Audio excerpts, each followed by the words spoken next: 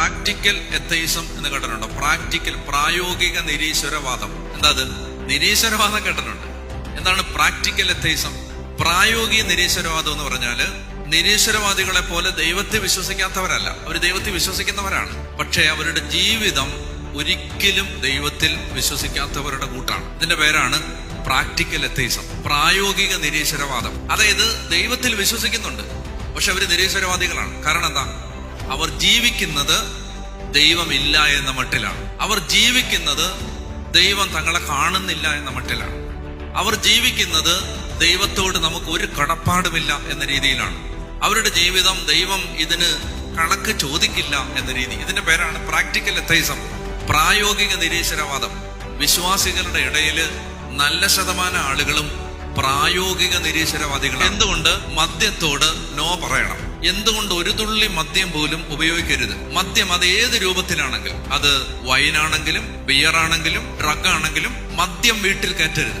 എന്തുകൊണ്ട്? ഞാനിത് പറയാൻ കാരണം, ഇന്ന് നമ്മുടെ വിശ്വാസികളുടെ കുടുംബങ്ങളിൽ പണ്ട് ഇത് ചേട്ടന്മാരെ നോക്കി പറഞ്ഞാൽ മതിയായിരുന്നു, എന്ത്? മദ്യപിക്കരുതെന്ന്. ഇപ്പോ മദ്യപാനം സ്ത്രീകളുടെ ഇടയിൽ ക്രമാതീതമായി പെരുകി കഴിഞ്ഞു. ക്രമാതീതമായി കുട്ടികള്, ചെറുപ്പക്കാര്, പെൺകുട്ടികള് മദ്യപിക്കുന്നത് സാധാരണ സംഭവമായി കഴിഞ്ഞു. ഞാൻ മനുഷ്യരുടെ ഇടയിൽ നിൽക്കുന്ന ഒരാളാണ്, അതുകൊണ്ടാണ് ഞാൻ പറയുന്നത് ഈ മദ്യം ഉപയോഗിക്കുക, ലഹരി ഉപയോഗിക്കുക എന്ന് പറയുന്നത് ഒട്ടും ഒരു ടാബു അല്ലാത്തൊരു കാലത്തേക്ക് നമ്മൾ വന്നിരിക്കണം. അങ്ങനെ കാരണം സെലിബ്രിറ്റികള്, സിനിമാ നടന്മാര്, സിനിമാ നടിമാര്, അങ്ങനെ നമ്മൾ സ്നേഹിക്കുന്നവര്, ഇവരുടെ എല്ലാം ഒരു സ്വാധീനം നമ്മുടെ തലമുറയിൽ ശക്തമായിട്ടുണ്ട്. പറഞ്ഞു വരുന്നത്, വീടിനകത്ത് അല്ലെങ്കിൽ നമ്മുടെ പരിസരങ്ങളിൽ, നമ്മുടെ കുടുംബങ്ങളിൽ നമ്മൾ മദ്യത്തോട്, മയക്കുമരുന്നിനോട്, ലഹരിയോട് പുലർത്തേണ്ട ഒരു അകലമുണ്ട്. ഇവിടെ പറയുകയാണ്, നിങ്ങൾ വീഞ്ഞു കുടിച്ച് ഉന്മത്തരാകരുത്, കാരണം അതിൽ ദുരാസക്തിയുണ്ട്. ഞാൻ പറയാൻ പോണേ എന്തുകൊണ്ട് മദ്യപിക്കരുത്. ഒന്നാമത്തെ കാരണം, അതിൽ ദുരാസക്തിയുണ്ട്.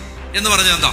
മദ്യപിക്കുന്ന സമയത്ത്, മദ്യം അകത്ത് കയറുന്ന സമയത്ത് ഒരു മനുഷ്യന്റെ അകത്തുള്ള എല്ലാ അധമബോധവും ഉണരും.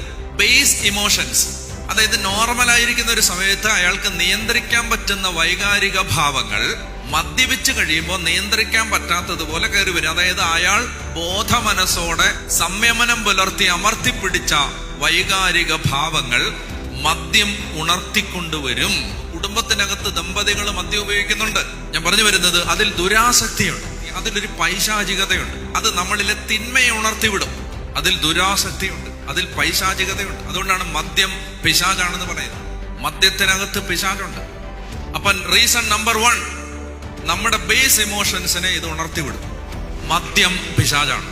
മദ്യം മാറുന്നിടത്ത് ദൈവകൃപ വരും.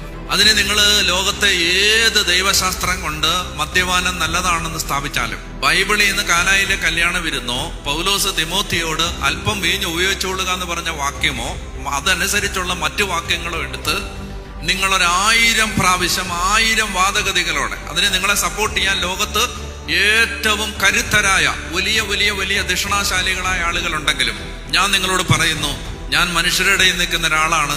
തകർന്നടിഞ്ഞ ലക്ഷക്കണക്കിന് കുടുംബങ്ങളുടെ മുമ്പിൽ നിന്ന് ഞാൻ പറയുന്നു, മദ്യം പിശാചാണ്. മദ്യപിക്കുന്നവൻ രക്ഷപ്പെടില്ല.